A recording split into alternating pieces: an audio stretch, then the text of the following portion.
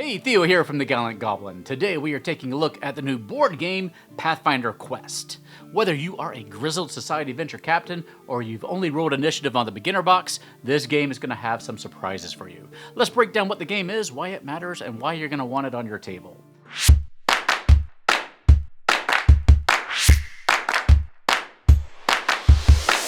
Humblewood is one of my favorite 5e settings. It is a beautiful and lush world that is home to a complex society of animal folks. The new Humblewood Tales 5e supplement book features more than 200 pages of expanded lore with new adventures, creatures, magic items, and shops, a gazetteer of the great tree city of Alderheart, and so much more to enrich and inspire your Humblewood adventures. Gather your party for new tales from levels 3 through 8 as you encounter pirate mercenaries, face off against a slime king, and take on the god of shadow and trickery and an otherworldly nightmarish dreamscape. What tales will you tell? Check out Humblewood Tales today using our link in the corner or in the doohickey down below. Pathfinder Quest is a 1 to 4 player, fully cooperative dungeon crawling board game that distills the crunchy goodness of Pathfinder into an evening-friendly experience. It swaps the game master for a self-guided adventure book and challenge book, and uses dice pools and cards to handle skills, monsters, and loot. You can think of Pathfinder Quest as that happy middle ground between the simplicity of Hero Quest and the crunchiness of Gloomhaven.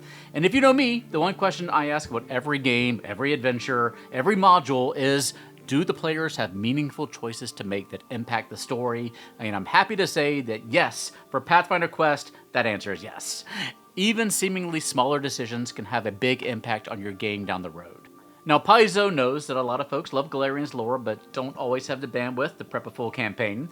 Well, Quest is designed to teach you while you play, yet deep enough to scratch that tactical itch that keeps us all engaged. If you want that RPG story hit without all the prep or the dedicated game master, here you go.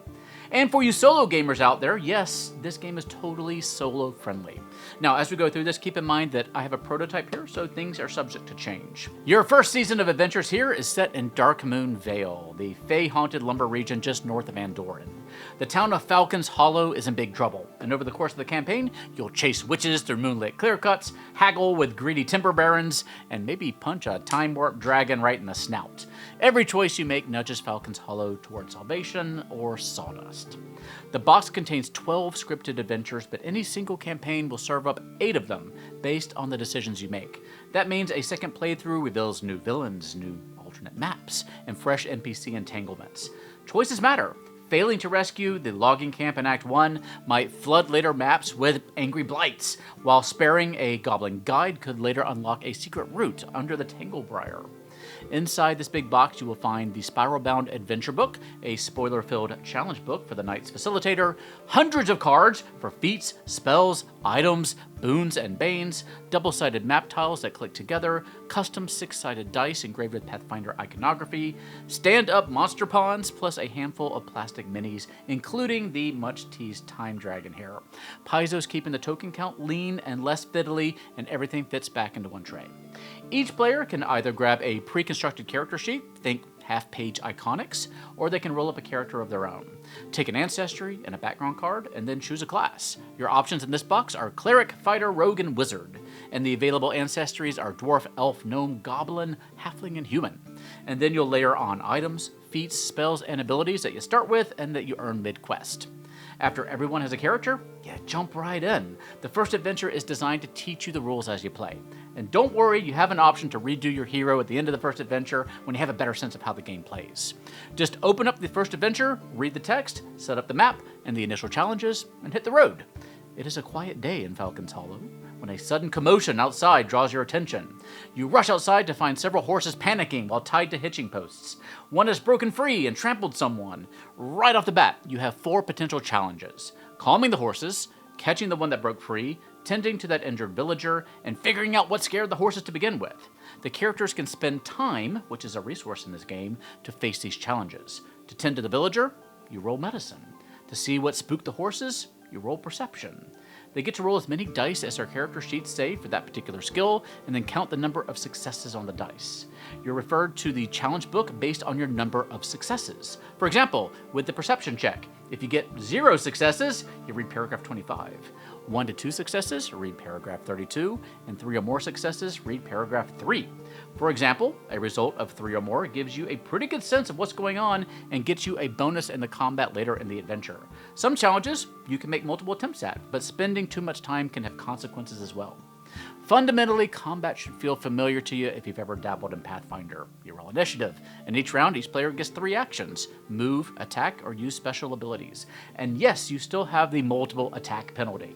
Enemies have a defense rating, so to attack, roll the number of dice listed for your weapon or ability, get a number of successes equal to or greater than their defense rating, and then you hit. Enemies also have 3 actions, and their cards detail their action priorities. Those dice with success pips also have little skulls on some of the sides. If an enemy rolls a skull, something special and delightful happens. There's also combat challenges, special story-based challenges that occur only during combat encounters. For example, when the first combat breaks out here, you're going to see a fellow being pinned up against the wall by an enemy. In lieu of spending your turn attacking an enemy, you can attempt to help the guy out. You'll also notice the awning of the nearby shop that's been weakened by the rampaging horse earlier. You might be able to bring it down onto a nearby enemy. These add flavor and variety to your combat encounters. At the end of the adventure, if you spent 6 or less time, you get a bonus down the road, and then you might get a choice on which path you want to head down next. And that's just scratching the surface here. Each time you level up, you get new cards and abilities, and your hit points and your power, your skills, and your attacks increase. You max out at level 8 in this particular box. The goal here was to have a game with enough crunch to make it satisfying from a gameplay perspective while still being approachable.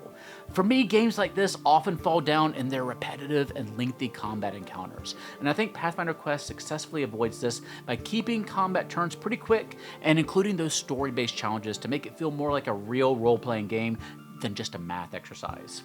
Also, Falcon's Hollow and Dark Moon Vale aren't new creations just for this board game. They are well-established locations of Pathfinder, so you may have visited there before, possibly quite a lot. If so, you may run into some familiar faces and locations, but no spoilers from me.